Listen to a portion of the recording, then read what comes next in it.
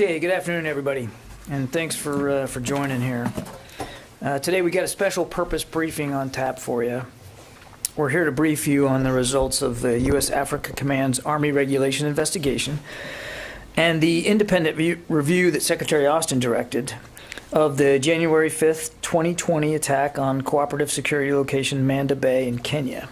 Secretary Austin's intent for the independent review was to provide added insight, perspective, and the ability to assess the totality of this event involving multiple military services and Department of Defense components.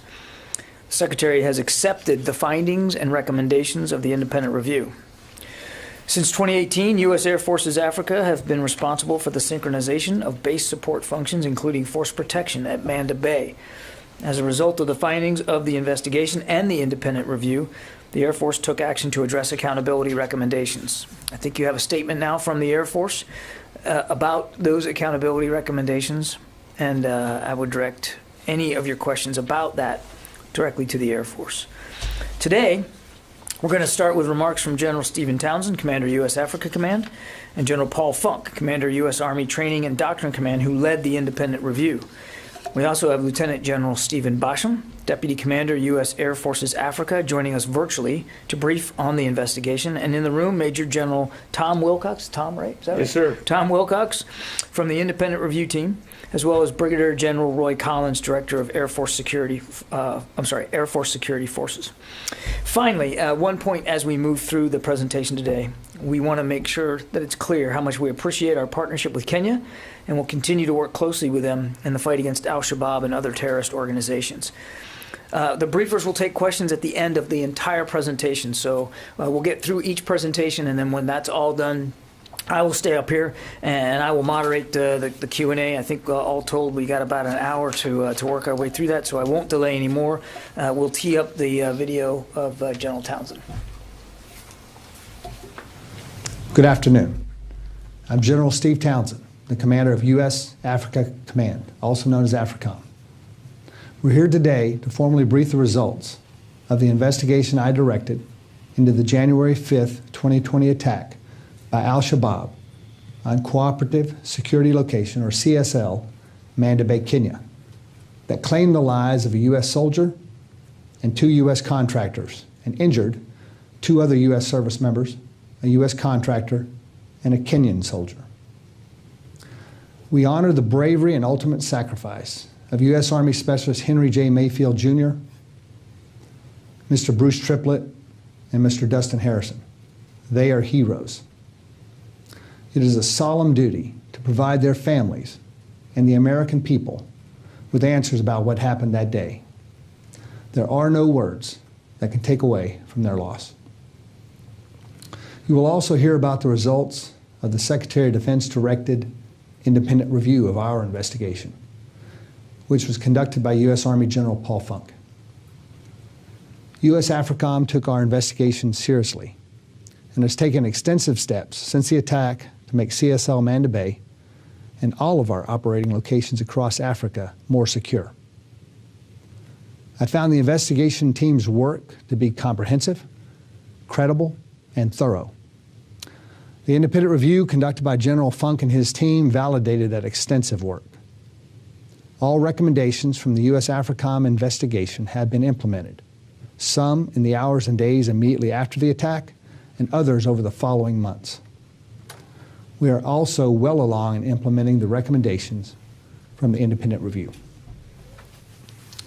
At 5:20 a.m. on January 5th, 2020, a ruthless and determined enemy force of approximately 30 to 40 al-Shabaab fighters conducted a complex attack against U.S. forces and assets at Manda Bay, Kenya.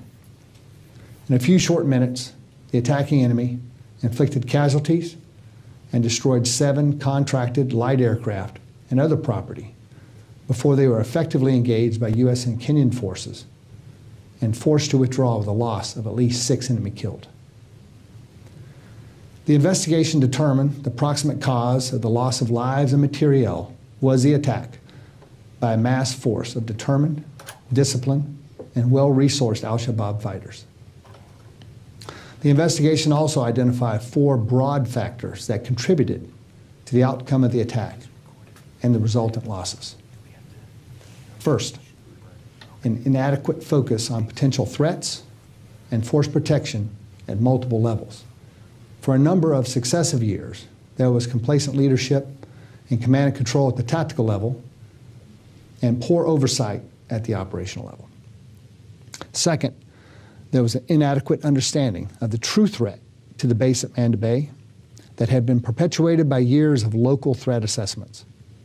There were also shortcomings identified in the resourcing, sharing, and dissemination of intelligence. Third, there were deficiencies in the organization, preparation, and training of security forces, which contributed to inadequate defensive plans. Fourth, there were problems with mission command, including poor unity of command at the tactical level and flawed staff processes that failed to account for the growth of CSL Manda Bay from a training base to a counterterrorism support and air base. As I said in March 2020, we were not as prepared at Manda Bay as we needed to be. Security on a key part of the base proved inadequate, with a security force that was insufficiently prepared for their mission. U.S. AFRICOM has implemented a series of measures to address the shortfalls uncovered during this investigation and the independent review. These include adjustments to training, operations, threat assessments, leadership, and force protection practices. We are grateful to our Kenyan Defense Force partners who responded quickly and bravely to help fight off the terrorists who attacked Magogoni Airfield. The quick thinking, swift action, and bravery of U.S. Marines and Airmen, first responders, in concert with the Kenyan Armed Forces, was critical to containing and ultimately repelling this attack. Service in parts of Africa can be challenging, even dangerous at times. The threat from al-Shabaab remains dangerous and real. Al-Shabaab is the largest and most lethal arm of al-Qaeda, an enemy America knows all too well for its ambitions and appetite for destruction. What we do with our African and international partners to counter violent extremism in Africa is more important than ever. We hold a responsibility to Specialist Mayfield, Mr. Triplett, and Mr. Harrison to work every day to learn from this tragic event and to keep an attack like this from happening again. I will personally remember these three brave Americans and their families. We honor their legacies and their sacrifice by faithfully implementing the lessons we have learned from this attack, not only at Manda Bay, but across Africa, as we continue the fight they were supporting. With that, I'll turn it over to the team who will provide you with a more detailed brief and take your questions. Thank you.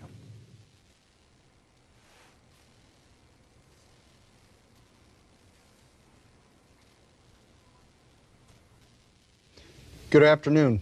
I'm General Paul Funk, the commander of the United States Army's Training and Doctrine Command. I am grateful for the opportunity to speak with you today, and I thank you all for being here.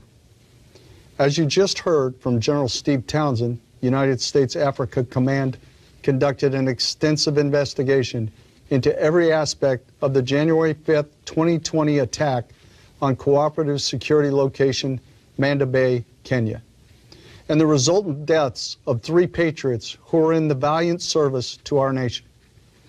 On behalf of the entire United States Army, I want to extend our heartfelt condolences to the families of Specialist Henry Mitch Mayfield Jr., Mr. Dustin Harrison, and Mr. Bruce Triplett.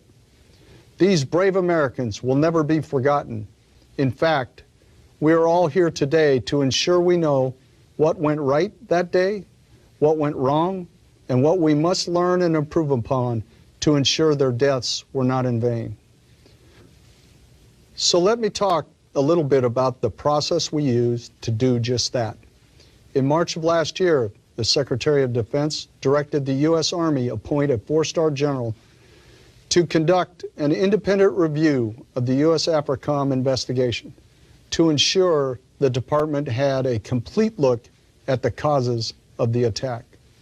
The Secretary of the Army appointed me to execute that review, and I, with the support of our sister services, assembled a panel of 11 senior officers and non-commissioned officers from across the Department of the Defense with experience in deployed environments, command, force protection, training, and intelligence. Collectively, the panel had 412 years of military service, over 53 years of combat service, and approximately 107 years in command billets. Their expertise and knowledge were critical throughout the review process.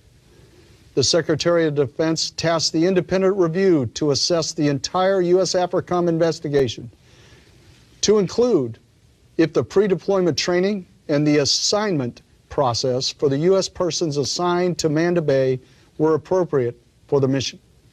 The Secretary of the Army then added additional focus areas by directing the independent review to address whether the actions or inactions of leaders and staff contributed to a poor understanding of the threat and an inadequate force protection posture, whether the findings from the original investigation of no criminal negligence or other misconduct by the U.S. personnel were consistent with the evidence, and whether further investigation was warranted concerning potential organizational and institutional issues. So we began a thorough review of the complete U.S. AFRICOM investigation. I should note my independent review benefited from a vast amount of additional information that was not available during the original investigation, such as a U.S. Air Force's Africa investigation that had already begun, documents from the Federal Bureau of Investigation and the U.S. Air Force's Office of Special Investigations, as well as multiple responses U.S. AFRICOM provided in response to our queries. Our review was comprehensive, and I hope that the attention to detail we applied demonstrates to you the importance with which the Secretary of Defense, the Secretary of the Army, and I addressed this undertaking. We lost 3 Americans who were willing to serve in an austere and dangerous location. Every member of my dedicated review team was committed to getting this right. Fundamentally, I found that the U.S. AFRICOM investigation was thorough, detailed, and supported by the evidence. I concurred that the proximate cause of the death of 3 U.S. citizens, injuries to 3 other U.S. citizens, and the loss of U.S. aircraft and property was the attack by a massed force of determined, disciplined, and well-resourced al-Shabaab fighters. No single point of failure directly caused the loss of life and damage to the property at Manda Bay. As General Townsend noted, his investigation identified 4 causal factors that contributed to the outcome of the attack. I concurred with these causal factors. Major General Tom Wilcox, a senior member of my review team, will provide additional details about the independent review for you today. Both General Townsend's investigation and my review found that neither criminal negligence nor misconduct by any U.S. personnel was the proximate cause of loss of life or property at Cooperative Security Location Manda Bay. But because the charter of the independent review resulted in a more in-depth analysis of individual leader actions, I was able to identify multiple personnel whom I deemed negligent in their actions or inactions, which contributed to creating a vulnerable airfield. I submitted all of my findings and recommendations to the Secretary of Defense, and thanks to the hard work of the panel, I found no further investigation was necessary. To the families of our fallen, as well as those injured in the attack, I commit to you our full accounting of the event, and I am deeply respectful of your sacrifice. Okay, with that, we're going to turn it over to Lieutenant General Basham, Deputy Commander of U.S. Air Force's Africa. He'll be joining us, as you see, virtually to brief you out on the 15-6 investigation. General Basham, can you hear me? Do you have us?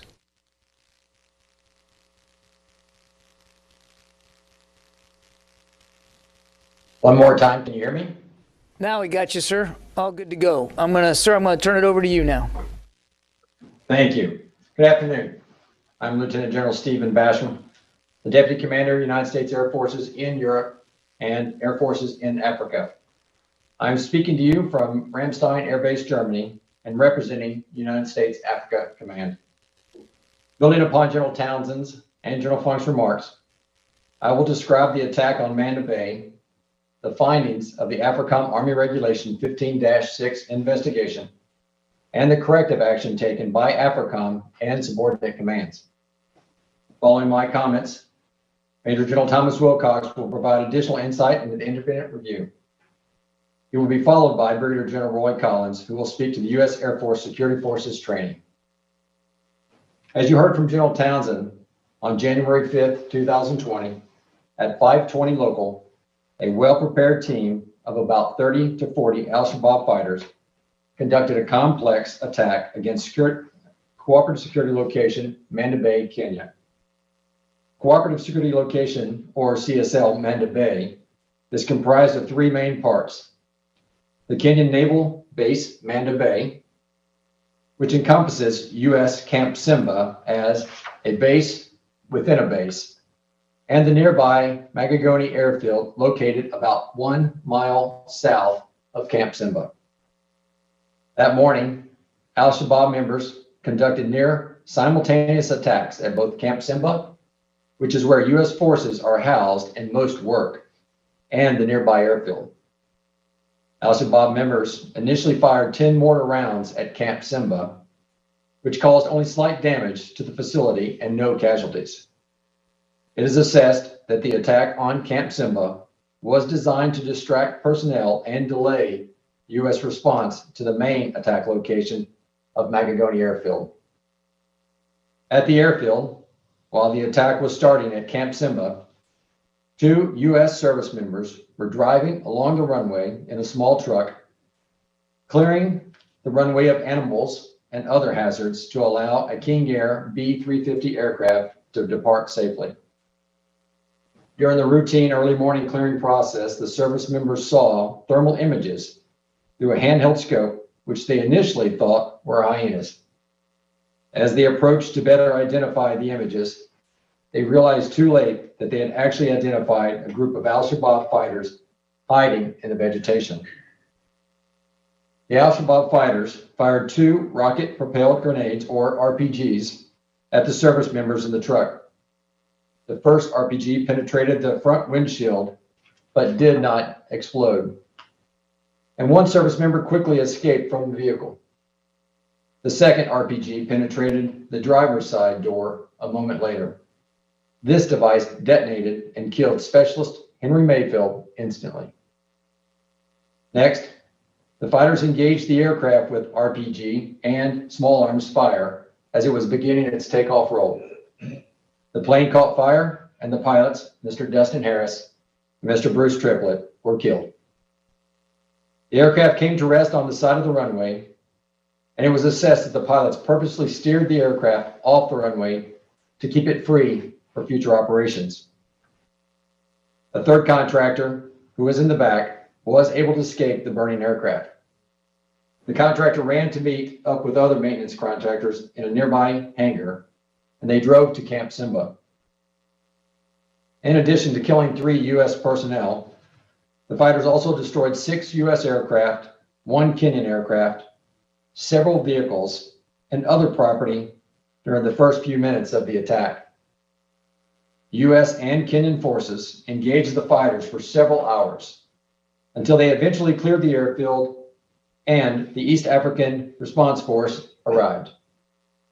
Further detail on the attack are included in the redacted AFRICOM Army Regulation 15-6, and I will discuss the findings with you.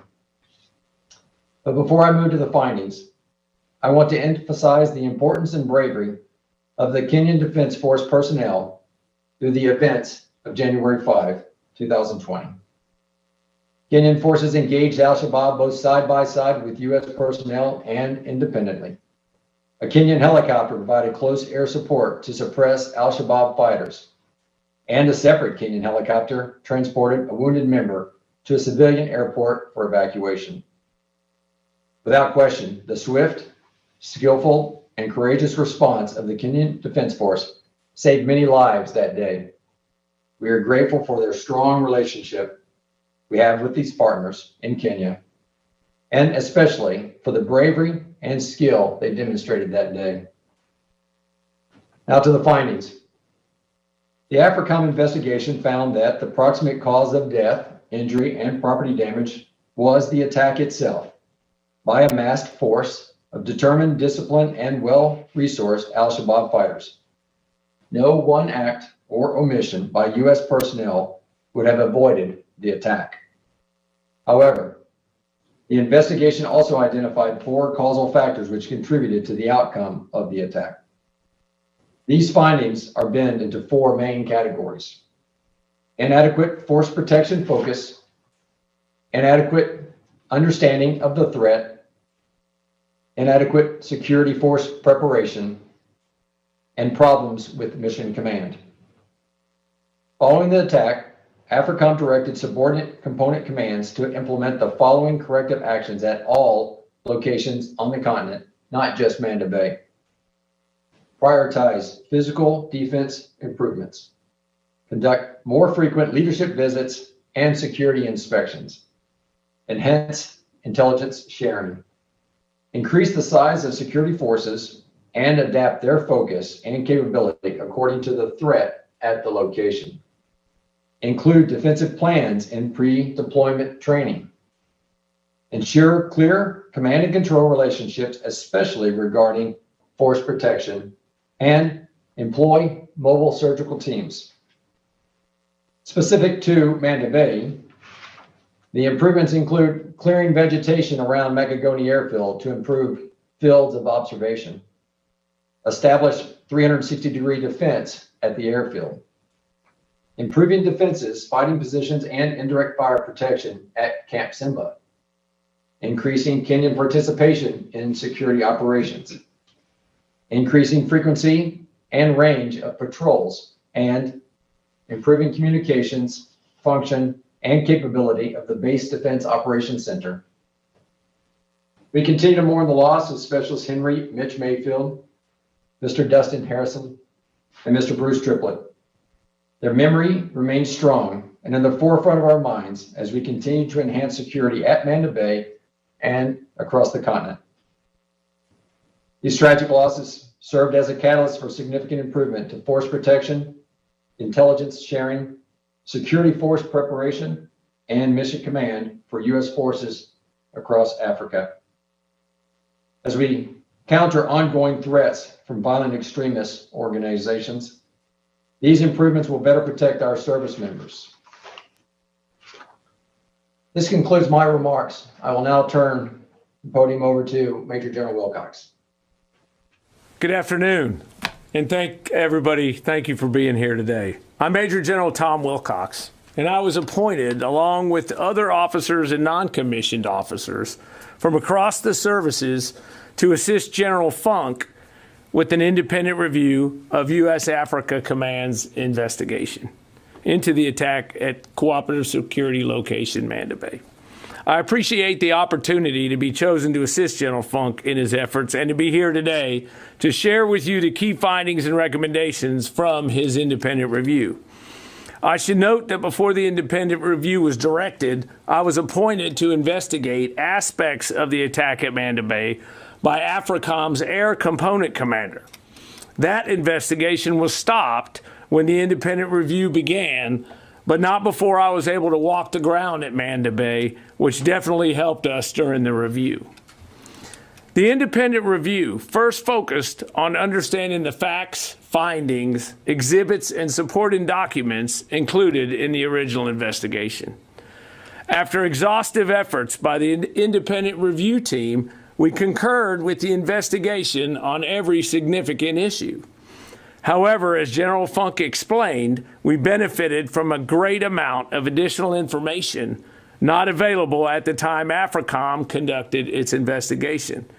And we were able to expand on the 4 broad categories identified in the original investigation. That contributed to the outcome of the attack. Some highlights include for force protection.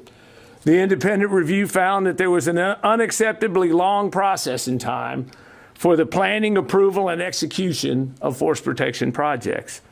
The review recommended that more frequent reviews and rehearsals of force protection measures and base defense plans occur, and that higher headquarters increase their oversight of force protection issues. Looking at intelligence resourcing and structuring, the independent review found that there was not a comprehensive analysis of threat information for Manda Bay, and that insufficient resourcing and sharing of intelligence was an issue. This led to a recommendation that a holistic review of the intelligence architecture be conducted to ensure appropriate intelligence staffing, resourcing, and sharing of threat information. On security forces preparation and training, pre-deployment training, collective training, and overall readiness were found to be insufficient, as was the tactical response of the security forces personnel at Manda Bay, which leads back to into that intelligence piece that I talked about, getting the threat right. The review recommended restructuring pre-deployment training and certification to take advantage of collective training, rehearsals, and in-theater training. Then for mission command, it was found that flawed operational processes and inadequate command and control at the tactical level contributed to the outcome of the attack. Additionally, it was recommended that a single commander be given authority over the joint operating area where Manda Bay was located, to include oversight of force protection, intelligence, training, and other responsibilities. Beyond the overarching review of the initial inquiry, General Funk was also directed to answer specific questions during the independent review concerning pre-deployment training, the personnel assignment process, and whether the initial investigation of no negligence or misconduct was appropriate, whether the initial investigation's finding of no negligence or misconduct was appropriate, both at lower levels and for more senior leaders. In short, the independent review found that certain personnel at Manda Bay and its higher headquarters were negligent in performing their duties. The review also found that certain senior officers contributed to the inadequate force protection posture at Manda Bay and, to some extent, allowed a climate of complacency and poor understanding of the threat. In the end, though, while some individuals could and should have done better, the negligence of the individuals identified in the review was not the cause of the losses suffered in the attack, although it may have made the airfield more vulnerable. The independent review also reconfirmed the bravery and heroism of dozens of outstanding service members, civilians, and Kenyan forces. Like others speaking today, I too extend my sincere condolences to the families of those Americans who lost their lives in this attack. We are all encouraged by the improvements that have been made by AFRICOM and the Air Force as a result of this event. Lieutenant General Basham discussed many of those already, and I will now be followed by Brigadier General Roy Collins, who will discuss some others. Thank you. Thank you, sir.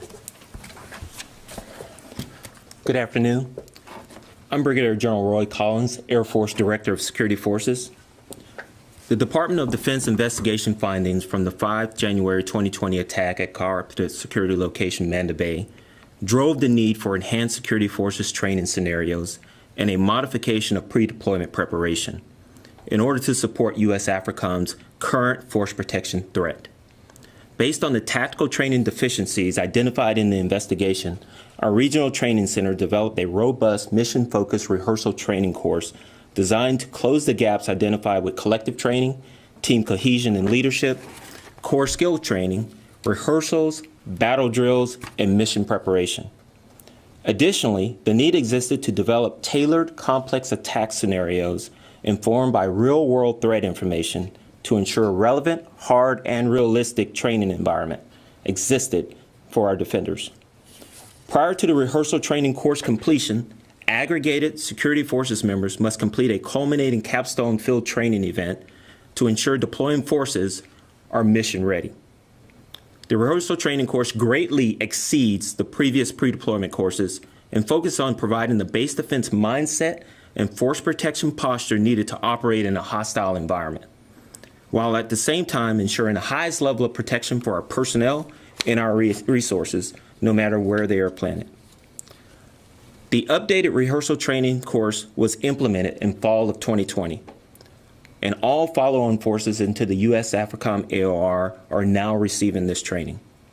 Following the establishment and the execution of this course, as a member of a joint team, we conducted an on-the-ground assessment of the deployed forces within the U.S. AFRICOM AOR to validate the training met the force protection required standards. In closing, the response to the findings generated a Security Forces enterprise-wide review that ensured pre-deployment training was revamped, collective training was being conducted prior to deployment and in theater, and ensured training and preparation is tailored to the deployed location's threat. I will now turn the floor over to Lieutenant General Basham.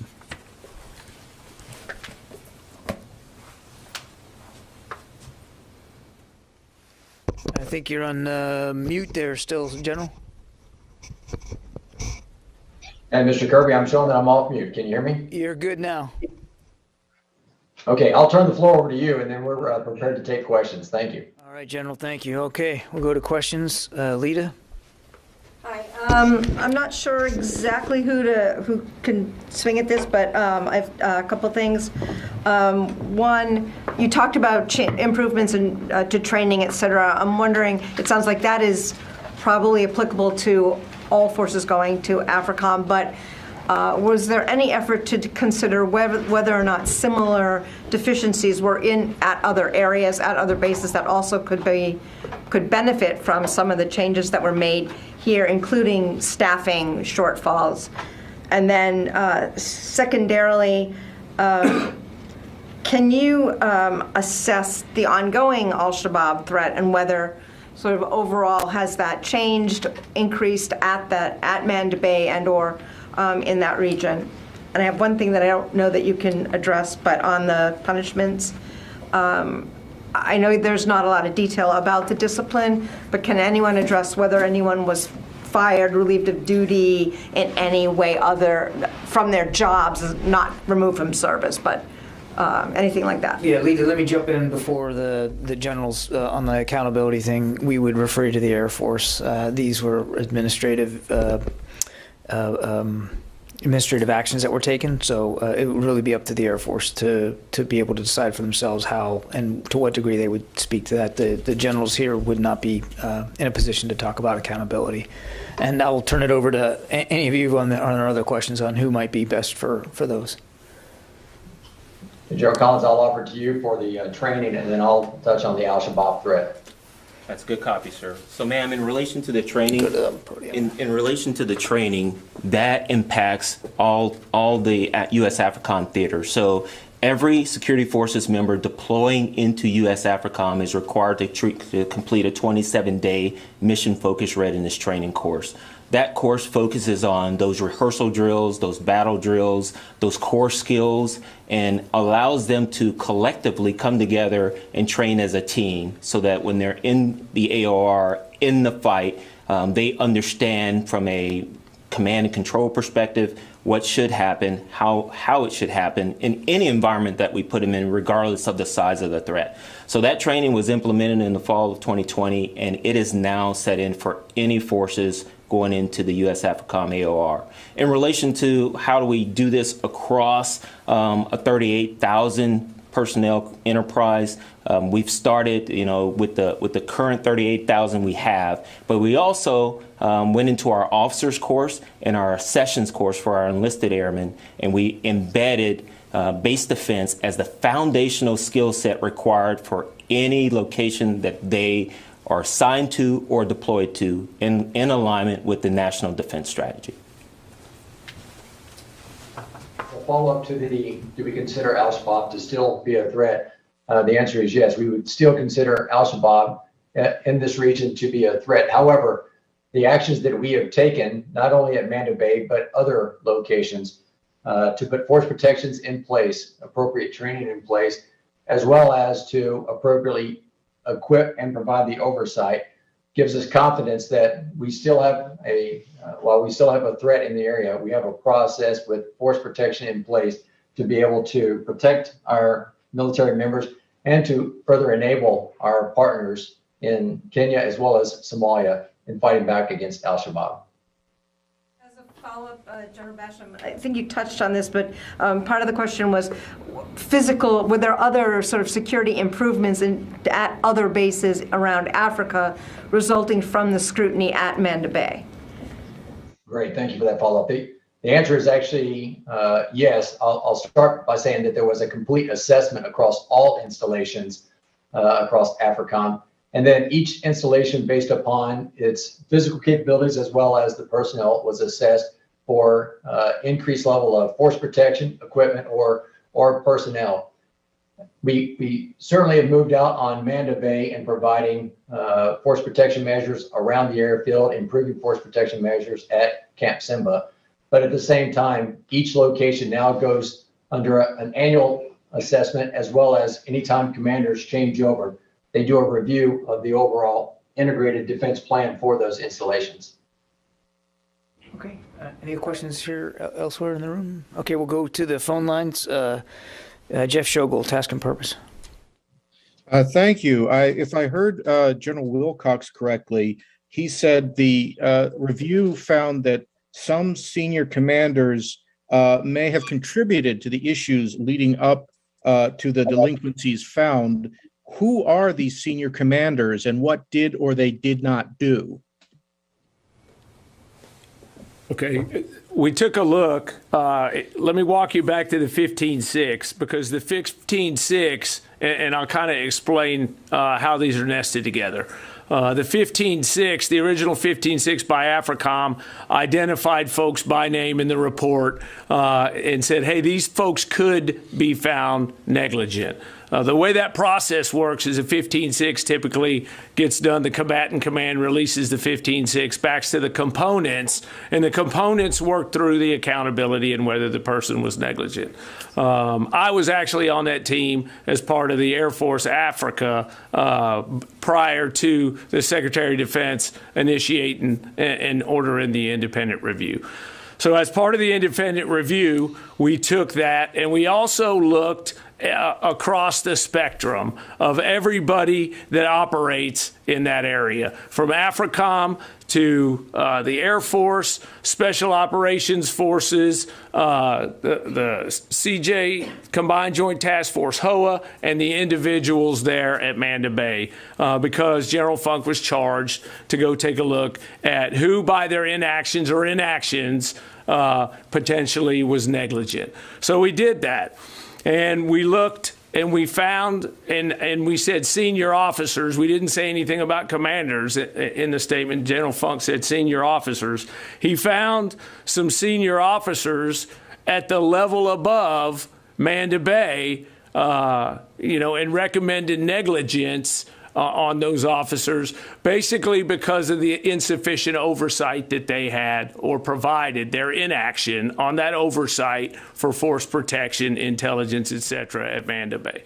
And then the remaining folks were obviously, officers, senior NCOs down to enlisted at Manda Bay that were included in those negligent findings that we turned over to the Secretary, and then that Mr. Kirby was saying were turned over to the Air Force. So I direct you to the Air Force to find out the outcomes of those. But that's basically that process and what we took a look at.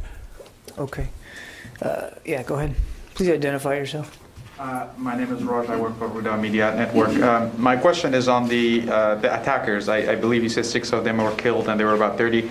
But did the investigation also look at if there was a particular al-Shabaab leader or figure that was behind the attack? Offer that following the attack, there was a process to go through to see if we could find out who was behind the attack. During 2020, there were upwards of 50 attacks on al-Shabaab, and in 2021, upwards of 10 attacks on al-Shabaab. I can say that from talking with General Townsend that we would assess that at least one individual that was connected to al-Shabaab was in one of those attacks. But as far as any additional information or intelligence as to what has been done to locate individuals that were specifically involved and maybe even on the airfield, no additional information at this time. Okay, we'll go to Kasim on the phone there. Hi, John. Thank you very much. My question is covered. I will defer my chance for the next briefing. Thank you. All right. No more questions in the room? Okay, gentlemen, thank you very much for a really thoughtful and comprehensive presentation. We really appreciate your time. And General Basham, thanks for joining us virtually. Again, we appreciate that. This concludes the briefing for today. And again, for any other questions regarding accountability, please refer those to the Air Force. Thank you. Thank you, sir.